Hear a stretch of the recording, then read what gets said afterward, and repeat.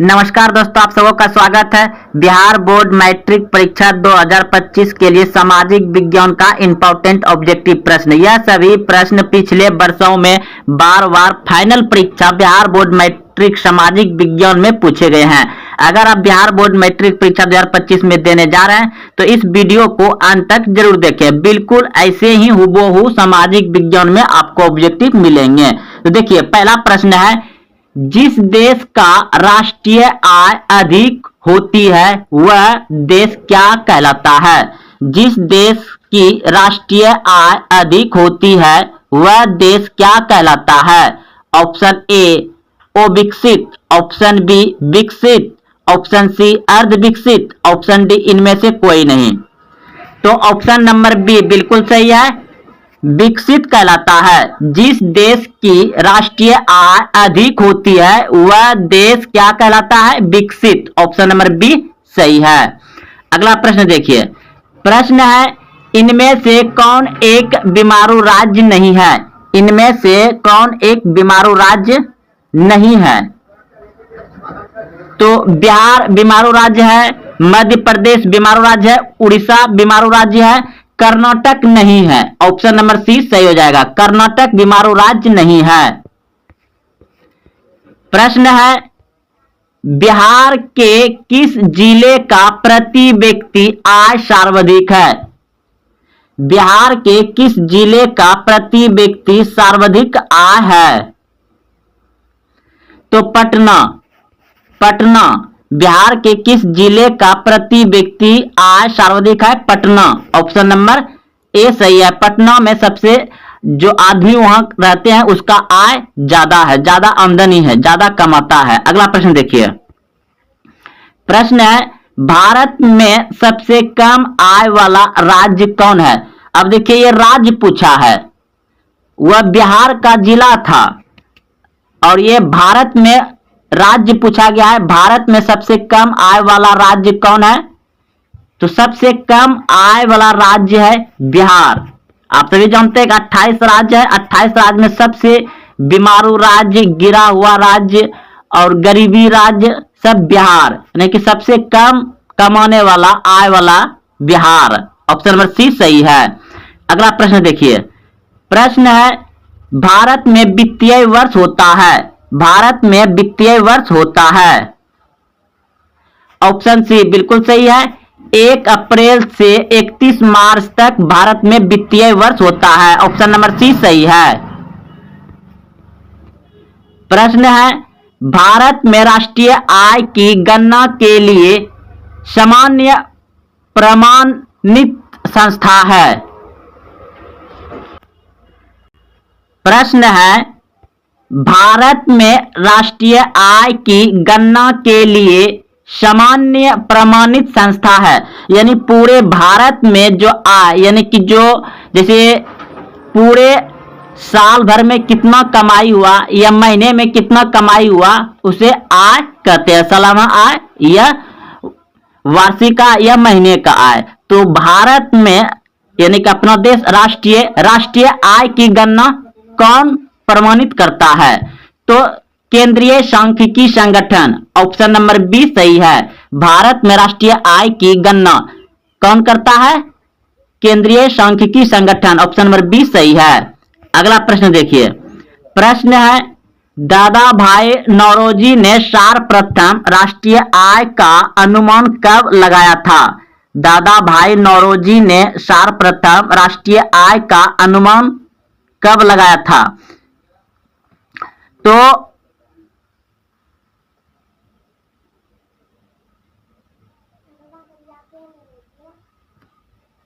1866 में। Option number A सही है। 1866 में दादा भाई नौरोजी ने सर्वप्रथम भारत में राष्ट्रीय आय का अनुमान लगाया था। 1866 ईस्वी में। ऑप्शन नंबर ए सही है। अगला प्रश्न देखिए, प्रश्न है, भारत की राष्ट्रीय आय का सर्वप्रथम अनुमान किसने लगाया? तो भारत में राष्ट्रीय आय का सर्वप्रथम अनुमान लगाया था दादा भाई नौरोजी। ऑप्शन नंबर डी सही है, अभी तुरंत पढ़े हैं 1866 में। अगला प्रश्न देखिए, निम्नलिखित में कौन हमारे रहन सहन के स्तर को प्रभावित करता है? निम्नलिखित में कौन हमारे रहन सहन के स्तर को प्रभावित करता है? ऑप्शन सी बिल्कुल सही है, प्रति व्यक्ति आय। प्रति व्यक्ति आय, जिस तरह से आय रहेगा उस तरह से आप रहन सहन घर में कर सकते हैं। ऑप्शन नंबर सी सही है। अगला प्रश्न है, भारत की वित्तीय राजधानी किस शहर को कहा गया है? भारत की वित्तीय राजधानी किस शहर को कहा गया है? ऑप्शन बी बिल्कुल सही है, मुंबई को।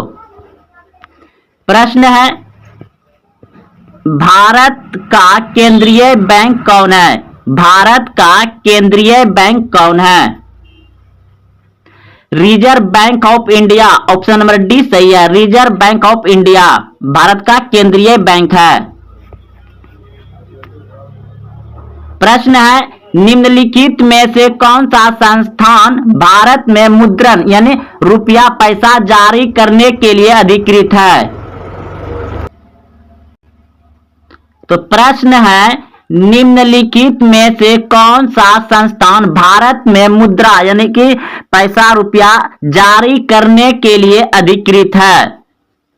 ऑप्शन ए बिल्कुल सही है, reserve bank of India. Reserve bank of India Bharat में पैसा छापता है। अगला प्रश्न देखिए, पूंजी बाजार में किस प्रकार के ऋणों का लेन देन होता है? पूंजी बाजार में किस प्रकार के ऋणों का लेन देन होता है? दीर्घकालीन। ऑप्शन नंबर बी सही है, दीर्घकालीन। प्रश्न है, भारतीय मुद्रा बाजार में किस प्रकार के ऋणों का लेन देन होता है? भारतीय मुद्रा बाजार में किस प्रकार के ऋणों का लेन देन होता है? अल्पकाल। ऑप्शन नंबर ए सही है, अल्पकाल। प्रश्न है, उपभोक्ता अधिकार दिवस कब मनाया जाता है? उपभोक्ता अधिकार दिवस कब मनाया जाता है? 15 मार्च। ऑप्शन नंबर बी सही है, 15 मार्च। प्रश्न है, भारत में उपभोक्ता संरक्षण अधिनियम की घोषणा कब हुई? भारत में उपभोक्ता संरक्षण अधिनियम की घोषणा कब हुई? 1986। ऑप्शन नंबर ए सही है, 1986। प्रश्न है, उपभोक्ता द्वारा शिकायत करने के लिए आवेदन शुल्क है। उपभोक्ता द्वारा शिकायत करने के लिए आवेदन शुल्क है निशुल्क। ऑप्शन नंबर सी सही है, निशुल्क नहीं फ्री। भारत सरकार ने सूचना का अधिकार अधिनियम कब पारित किया?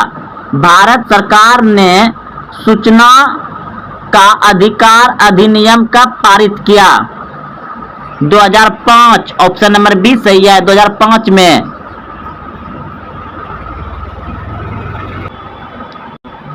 अगला प्रश्न है, खाद्य पदार्थ की शुद्धता की जांच के लिए किस मान्यता प्राप्त चिन्ह का होना आवश्यक है? खाद्य पदार्थों की शुद्धता की जांच के लिए किस मान्यता प्राप्त चिन्ह का होना आवश्यक है? ऑप्शन सी बिल्कुल सही है, एगो मार्क।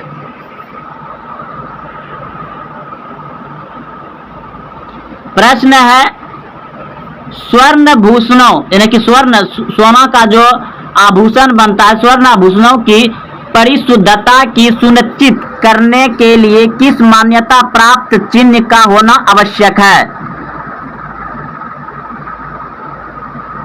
हॉलमार्क। ऑप्शन नंबर 20 सही है, हॉलमार्क। संविधान सभा का गठन कैबिनेट मिशन के सिफारिश पर कब किया गया था? यानी कि संविधान सभा का जो गठन हुआ वह हुआ था कैबिनेट मिशन के सिफारिश पर। तो कब हुआ था? आपके सामने ऑप्शन दिया गया है। तो 1946 ईस्वी में कैबिनेट मिशन के सिफारिश पर संविधान सभा का गठन हुआ था। ऑप्शन नंबर बी सही है, 1946 ईस्वी में। भारतीय संविधान के निर्माण में कुल कितना समय लगा था? भारतीय संविधान के निर्माण में कुल कितना समय लगा था? ऑप्शन सी बिल्कुल सही है, 2 वर्ष 11 महीना 18 दिन। भारतीय संविधान के निर्माण यानी बनाने में, लिखने में कितना समय लगा था? 2 साल 11 महीना 18 दिन लगा था। ऑप्शन नंबर सी सही है। अगला प्रश्न देखिए, पाकिस्तान के लिए पृथक संविधान सभा का गठन कब किया गया? यानी पाकिस्तान देश के लिए पृथक यानी अलग संविधान सभा का गठन कब किया गया? तो 26 जुलाई 1947, 26 जुलाई 1947 को। प्रारंभ में संविधान सभा में कुल सदस्यों की संख्या कितनी थी? प्रारंभ में संविधान सभा में कुल सदस्यों की संख्या कितनी थी? यानी शुरू में जब संविधान सभा था तो उसमें कुल सदस्य संख्या कितनी थी शुरू में? तो 389। ऑप्शन नंबर डी सही है, 389। भारत के विभाजन के बाद संविधान सभा में सदस्यों की संख्या कितनी थी? जब भारत का विभाजन हो गया यानी भारत से पाकिस्तान को अलग कर दिया गया या अलग हो गया, तब उस समय संविधान सभा में सदस्य की संख्या कितनी थी? 299। ऑप्शन नंबर बी सही है, 299।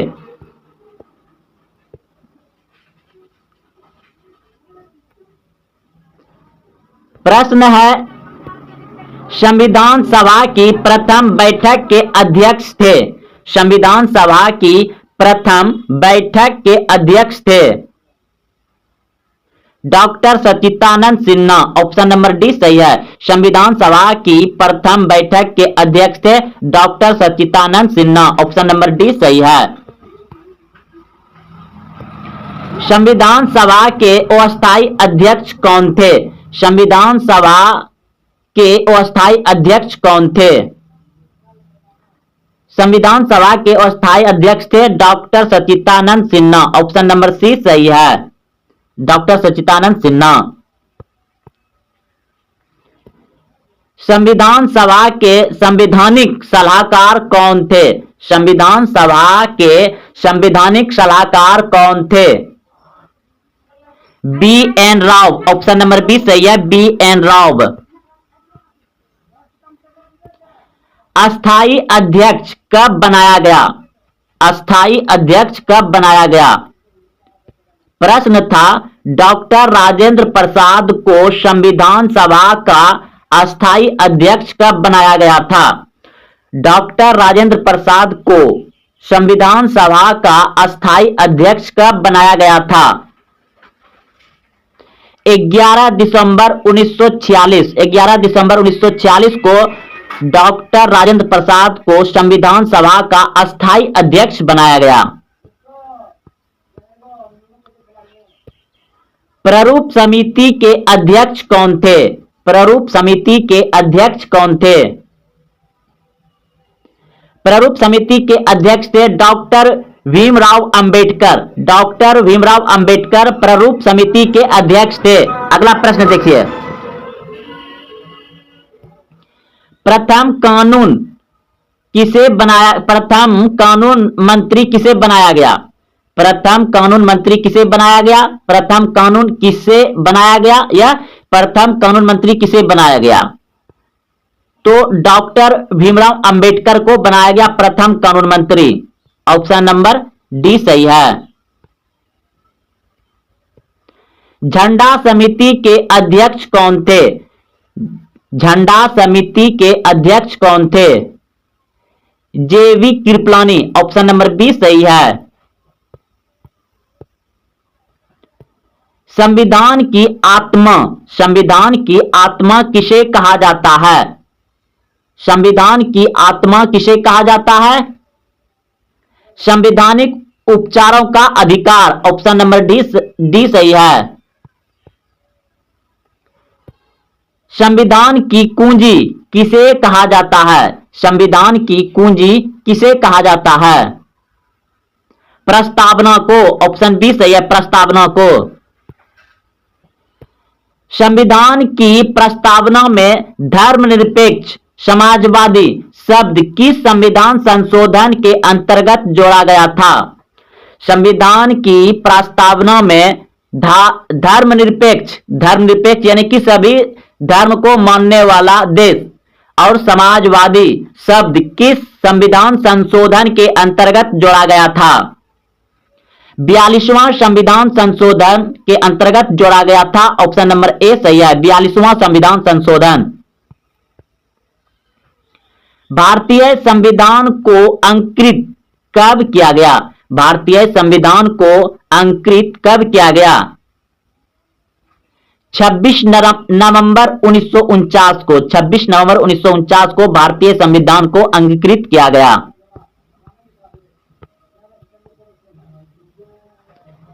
भारतीय संविधान का पिता किसे कहा जाता है? भारतीय संविधान का पिता किसे कहा जाता है? तो यह प्रश्न आप अच्छे से समझ रहे हैं और इसका उत्तर भी जान रहे हैं। भारतीय संविधान का पिता किसे कहा जाता है? तो doctor Bhimrao Ambedkar. Option number B सही है। मूल संविधान में कुल भागों की संख्या कितनी थी? मूल संविधान यानी जब शुरू में संविधान बना था तो उस समय भागों की संख्या कितनी थी? 22। ऑप्शन नंबर सी सही है, 22। वर्तमान में कुल अनुसूचियों की संख्या कितनी है? वर्तमान में कुल अनुसूचियों की संख्या कितनी है? 12। ऑप्शन नंबर बी सही है, 12। 8वीं अनुसूची में भाषाओं की कुल संख्या कितनी है? 8वीं अनुसूची में भाषाओं की कुल संख्या कितनी है? तो 12 दिया गया है, लेकिन इससे ज्यादा हो गया है, ये शुरू का ही होगा। 22 भाषा लगभग है अभी। अगला प्रश्न देखिए, संविधान का सबसे बड़ा भाग कौन है? संविधान का सबसे बड़ा भाग कौन सा है? तो 5वां भाग। याद रखिएगा, संविधान का सबसे बड़ा भाग 5वां भाग सबसे बड़ा है संविधान का। भारत का मैग्ना कार्टा किसे कहा जाता है? भारत का मैग्ना कार्टा किसे कहा जाता है? भाग्य 3 को भारत का मैग्ना कार्टा कहा जाता है, भाग्य 3। संघीय न्यायपालिका का उल्लेख किस भाग में है? संघीय न्यायपालिका का उल्लेख किस भाग में है? भाग्य 5। ऑप्शन नंबर सी सही है, भाग 5 में। प्रथम लिखित संविधान किसने दिया? प्रथम लिखित संविधान किसने दिया? अमेरिका ने। उसके बाद भारत, और भारत का सबसे बड़ा लिखित संविधान है। सबसे बड़ा लिखित संविधान किसका है? आप प्रश्न आएगा, सबसे बड़ा लिखित संविधान किसका है? तो अभी तुरंत बता दिया है, भारत का। ऑप्शन नंबर डी सही है। नए राज्यों की स्थापना की शक्ति किस अनुच्छेद के अंतर्गत दी गई है? नए राज्यों की स्थापना की शक्ति किस अनुच्छेद के अंतर्गत दी गई है? अनुच्छेद 2। ऑप्शन नंबर बी सही है, अनुच्छेद 2। वर्तमान में नए राज्यों के निर्माण और उनके नामों में परिवर्तन करने का अधिकार किसको प्राप्त है? वर्तमान में नए राज्य का निर्माण करना और कोई राज्य का नाम में परिवर्तन करना या छोटा बड़ा करना किसको अधिकार दिया गया है? तो संसद को। ऑप्शन नंबर ए सही है। वर्तमान में नए राज्य का निर्माण करना या राज्य का नाम बदलना किसको अधिकार प्राप्त है? संसद को। ऑप्शन ए सही है।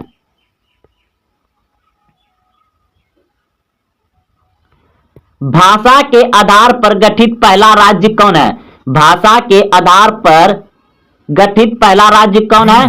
तो ऑप्शन ए, भाषा के आधार पर पहला राज्य गठित हुआ था Andhra Pradesh. Option number C सही है। आंध्र प्रदेश अपने भाषा के आधार पर गठित हुआ था। आंध्र प्रदेश पहला राज्य है जो भाषा के आधार पर राज्य बना। गोवा पूर्ण राज्य किस संविधान संशोधन के अंतर्गत बना? गोवा पूर्ण राज्य किस संविधान संशोधन के अंतर्गत बना और गोवा भारत का सबसे छोटा राज्य है और गोवा का प्रत्येक व्यक्ति का आय सबसे ज्यादा है? तो ऑप्शन नंबर डी बिल्कुल सही है, 56वां संविधान संशोधन के तहत। दिल्ली को राजधानी का पूर्ण दर्जा कब मिला? दिल्ली को राजधानी का पूर्ण दर्जा कब मिला? 1991 ईस्वी में। ऑप्शन नंबर सी सही, 1991 ईस्वी में दिल्ली को राजधानी का पूर्ण दर्जा मिला और दिल्ली में राजधानी 1912 में लाया गया था। 1912 से पहले भारत का राजधानी कोलकाता हुआ करता था। संविधान की संप्रभुता किसमें निहित है? संविधान की संप्रभुता किसमें निहित है? जनता में। ऑप्शन ए सही है, जनता में। भारतीय संविधान में संघीय व्यवस्था कहां से ली गई है? भारतीय संविधान में संघीय व्यवस्था कहां से ली गई है? कनाडा से। ऑप्शन नंबर डी सही है, कनाडा से। भारतीय संसदीय शासन प्रणाली कहां से लिया गया है? भारतीय संसदीय शासन प्रणाली कहां से लिया गया है? ब्रिटेन से। ऑप्शन नंबर बी सही है, ब्रिटेन। भारतीय संविधान में वर्णित मौलिक अधिकार कहां से लिया गया है? भारतीय संविधान में वर्णित मौलिक अधिकार कहां से लिया गया है? अमेरिका से। ऑप्शन नंबर बी सही है, अमेरिका। भारतीय संविधान में वर्णित मौलिक कर्तव्य कहां से लिया गया है? मौलिक कर्तव्य कहां से लिया गया है? रूस। ऑप्शन नंबर ए सही है, रूस। याद रखिएगा, अगर आपको पूछा जाए कि भारतीय संविधान में मौलिक कर्तव्य कहां से लिया गया है, मौलिक कर्तव्य कहां से लिया गया है, तो रूस से। और मौलिक अधिकार कहां से लिया गया है? मौलिक अधिकार कहां से लिया गया है? अमेरिका से। मौलिक अधिकार अमेरिका से, मौलिक कर्तव्य रूस से। तो दोस्तों, अगर आप देखते हुए यहां तक पहुंचे हैं तो वीडियो को अपने दोस्तों में शेयर करें, वीडियो को लाइक करें और हाँ, अभी तक चैनल को सब्सक्राइब नहीं किया, चैनल को सब्सक्राइब करें। फिर मिलते हैं अगले वीडियो में। जय हिंद, जय भारत।